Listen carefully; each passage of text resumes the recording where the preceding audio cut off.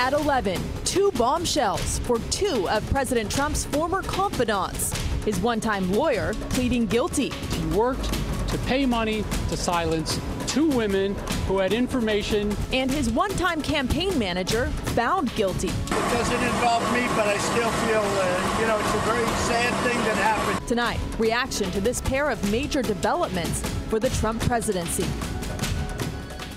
And all of that seemingly awful news for President Trump, certainly not stopping him from holding another Make America Great Again rally tonight.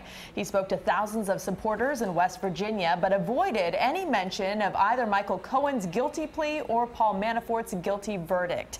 An avalanche of news breaking within just 1 hour earlier today. And tonight, one South Florida congressman is demanding immediate hearings about Cohen's assertion that candidate Donald Trump directed him to break the law. Our team coverage tonight begins with CBS 4's Hank Tester. Hank? At one time, the fixer said he would take a bullet for Donald Trump. But tonight, it looks like Michael Cohen has tossed a legal hand grenade right in the middle of the Trump White House. Let's take a look. The president's fixer exits federal court after pleading guilty to 8 charges, 2 of which implicated the president of the United States as participating in a crime.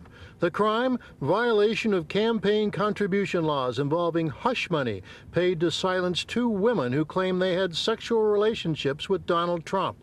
Michael Cohen pled guilty to making illegal campaign contributions, evasion of personal income, making false statements to a financial institution. He not only implicated, he specifically under oath stated that Donald Trump directed him to commit a crime, making Donald Trump as much guilty of that felony. Cohen told a judge that the payments to the women were at the direction of the candidate and for the purpose of influencing the election for president in 2016. These are very serious charges and reflect a pattern of lies and dishonesty over an extended period of time. Cohen says he paid Stormy Daniels, the adult film star, $130,000 right before the election to keep her quiet.